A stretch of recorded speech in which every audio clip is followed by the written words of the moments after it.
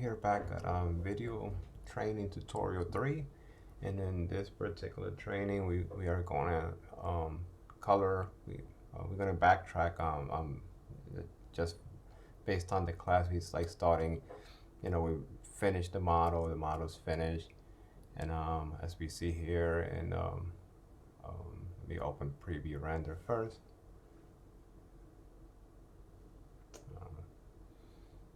So open preview render, and I'm gonna move this over, and our model is on texture and is floating on space with no floor.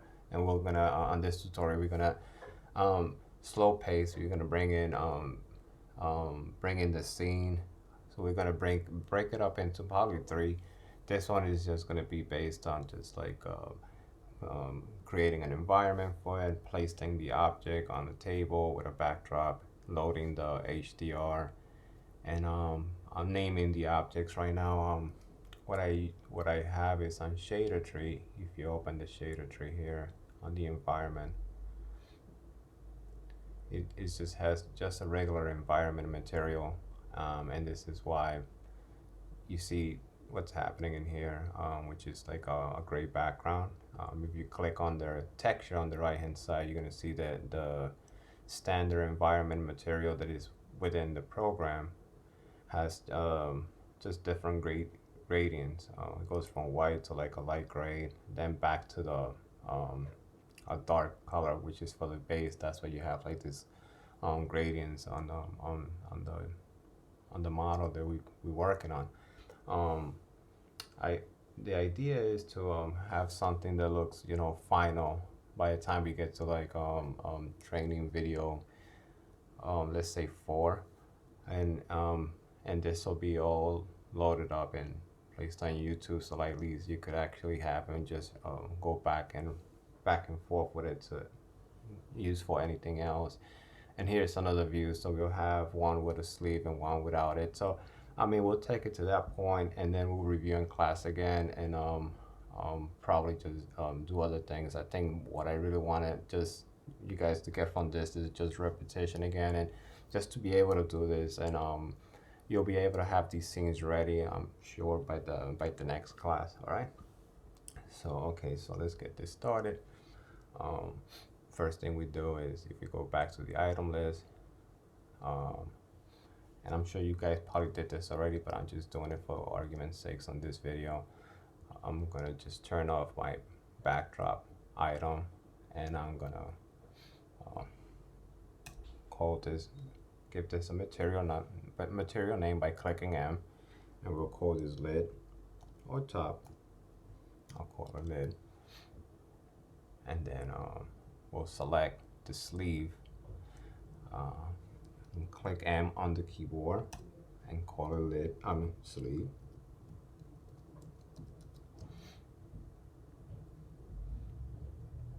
And then I select back on the item list cup. Click M on the keyboard, and then we'll cut this cup. I think it's easier this way. So I actually put everything on groups. So if you don't know how to do that on groups, let me just show you real quick, because this is pretty cool to do. Let me just take these items out of here first. So I'm gonna delete this. So once you start building items, like in this case, you have the base cup, you have the sleeve, and you have the lid. If you click through them and navigate through them, you see that they just light in and light off.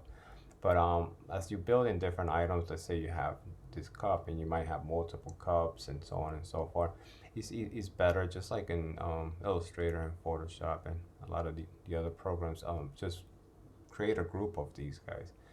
So in this case, I'm just going to select these 3 which compose the whole cup, and then just say Control G, and it automatically creates a group here. Watch when I click Control G. See, it says group locator. That's what happens when you select the object control. It'll all go into a group, and then you can just name this cup project. And here we go. So now it's all in a group. I'm gonna actually put this down here. I don't need this right now. This is the backdrop item. So I mean, even this you could actually put in a separate group if you want, so that it's not so so you have everything really organized. Like I have here everything within the this particular project, which is a cup, is in here. I have all these additional cameras they built, and I'm gonna go through those a little later. And just the one light is all in a group. All right. So if you go back to shader tree here, you notice that like as I was providing material to each and every one of the elements, they populate on this side, and just like we went over class, I know it might a little bit too much at once, but I think this videos help kind of like soothe and go into details. If you go into like here's the viewport, everything when you assign a name, everything just defaults to like a material, with a diffuse of 80 and 20 for specularity, 40 roughness, nothing else. So it's just like very basic material shaders. So at least gives you an idea what's happening, and they all here populated. And again, these you could actually group as well, just like we did with the models. You could actually select these three with shift. So now you got all these trees, and then control group, and you can name these like cup materials. This we didn't go over in class, but now that we have more time, we could actually definitely go into all the little minute details of everything. So now with that said, let's actually load. I know I provided you guys with a HDR, and the HDR is just gonna help light everything with a white studio background that we talked about. So if we go down in environment here, and you see where it says add layer, you could add environment materials, folders, groups. You could add additional textures to the environment, which is pretty cool. We could go over that a little bit later. In this case, we're just gonna add that image. It's gonna be an image map.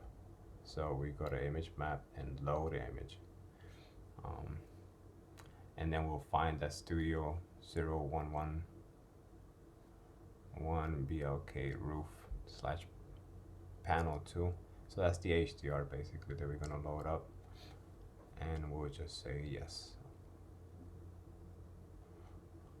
As you can see now it's loaded, everything is just so bright. So I'm just gonna make some quick settings, and I think these are just to actually rotate the studio, because if you look at in the environment, like we talked about before, I'll show you real quick. Let's just go like, let's backtrack a little bit. If you see, it's like all around.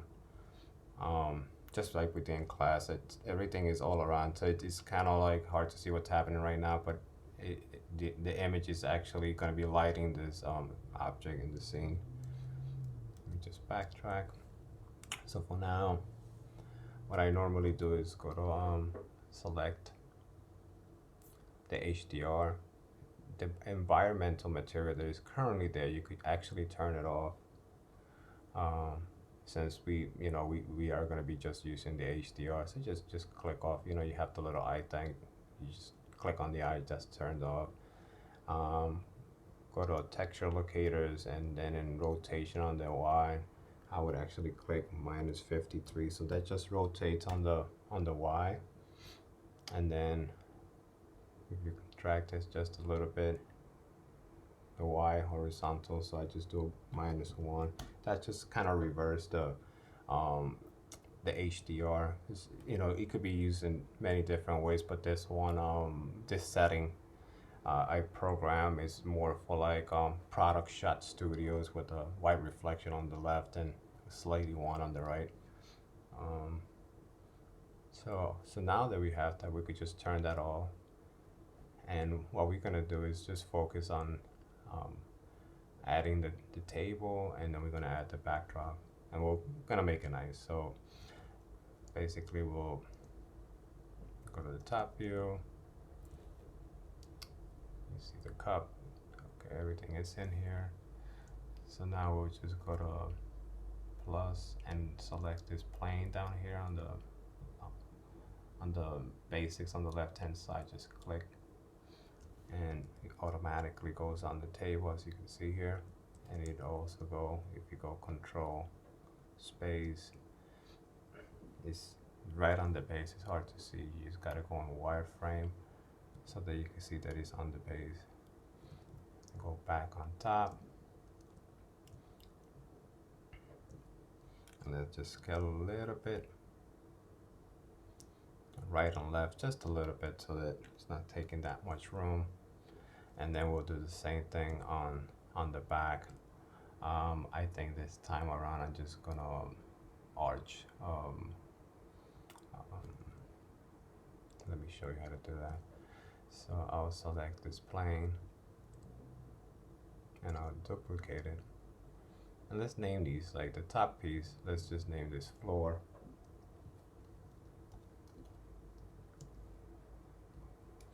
The bottom we're gonna name backdrop. So I'm just gonna rename.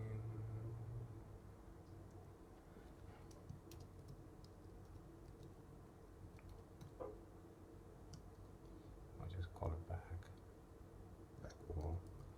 It's just easy. So now we call this back wall, and what I'll do is I go to command space right, because I'm gonna be rotating from the right view so that you can see what's happening. E on the keyboard so that you could rotate based on what we've been practicing here. Just rotate this 90 degrees. You could just type it here or just rotate it. All right. So now let's just move it back a good amount. Let's say just about there. To be eyeballing, it's just kind of like just to create a little bit of a environmental scene, and we'll bring it up. So right now, let's see. Like this will be good. Okay. Let's go to perspective, and if you select the floor, and let's go to reflection. Now you see you have like a back wall, and you have a back wall, and you also will have the floor. So this is actually, it's just to block all the environment, and we will add properties to that as well. So here you go. That's so let's actually subdivide the tab. So I mean the back wall, so that we have like some sort of like a rounded, more of a rounded wall like we had in what I had showed you in class.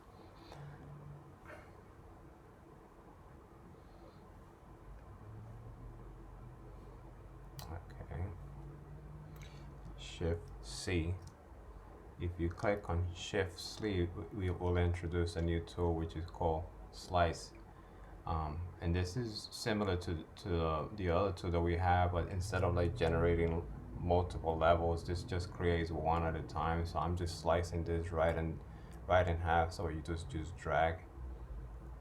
You could just drag your mouse all the way down to the middle.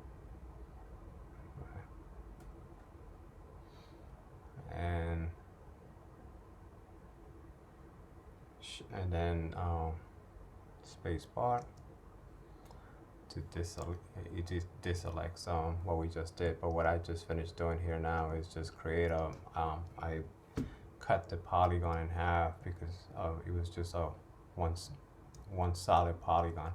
So when you have one solid polygon, you know, if you select the whole polygon, let's say that line wasn't in there, you could just move the polygon, and that's it. But in this case, I want to do something else. I want to actually just create a little bit of a movement in the middle of it, so that I could actually create that, you know, that division that, you know, it just, when the light hits, it reflects all around, and you get like some really cool looking reflections around your object. And this is a nice way to do it. I mean, there's many ways. This is one. So you have the light, bounce, hits back, and you get some nice, interesting looking reflections in your object. And sometimes if you have multiple things happening, and it looks a little bit more realistic. So this is just a one. And again, if you want to have several ones, just click B on that edge and just drag, so you'll have multiple. Right now I just set and just keep dragging. I set the round levels to 2, so you'll have um, basically double of everything. If you set this to 1, you see it just actually, it defines like 2 on each side. The other way, if you put 2 is 4, and then if you do 3, you have even more. So I mean, 2 is good. It's just to just show you that what these things do.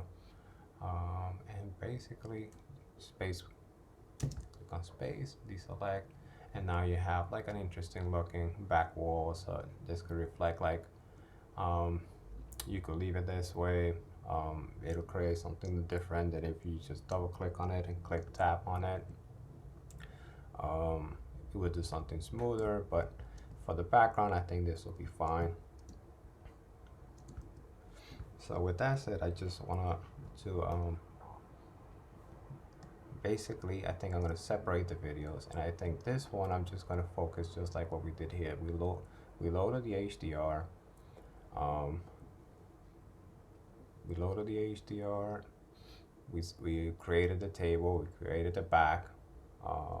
We actually created groups for the cup and the materials. The only thing we didn't do is actually create names for like the base. So let's just say, let's just select in the item list, the floor, click M, let's call this floor. And then the back wall, we'll just name this back wall. So that's M, back wall. So I think if I just break these tutorials this way, and again, this is also learning how to break things up so that it's easier for people that are just starting to do this. It's a lot to take on. So I think if I just break these on into like little parts here and there, it'll just give you a little an opportunity to just like have a break and understand slowly what's happening, and it will help you more memorize what takes to just build certain things. And it's not a lot, but at the same time it's new, and I totally understand. So I'm selecting these two now, and then just say Control G. It creates a group for them, and I'm just gonna put them under a folder called Scene. So like that, now we know that we have the objects in one folder, the cameras in a different folder, the scene, the light. So it's kind of easier just to get around. And the same thing we'll do with, I would put these in a folder. The only thing is like what we went on in class, we went over in class, the floor picks up reflections when you render items. So we have what is called the base shader, and the base shader, what it does, it actually allows the software to do different things. For instance, like if you have objects and you want certain things to generate a visual or not, like I want to be able to see the camera if I'm generating it or not, you could turn it off. All of these do different things. I want everything rendered but not the reflections, and all these different things are used in Studio for a lot of different things. You don't need to get familiar with a lot of these right now for this project, but what I do like to do is to make sure that if we at least copy, duplicate this shader tree, and then grab the floor material that we just worked on. Oh, I had a previous one. Let me just delete this. Okay, grab the floor, bring it up above the base shader, and then just grab that clone and just put it inside of that folder. So everything that is above the base shader is just basically a material that is also controlled by a base shader. So it's I normally just use it for just the floor, or some other reflector that you might put in a scene that you wanted to do something to reflect a specific light or highlight, but you don't want to see the reflector when it generates the image. Then you just actually add it on top and say I don't want this to render, you know, and so on and so forth. But other than that, you should have your overall setting with this video at this point. Let me just turn off disregard the cameras because we're going to be going over that once we texture and everything on video 4. All right, thank you.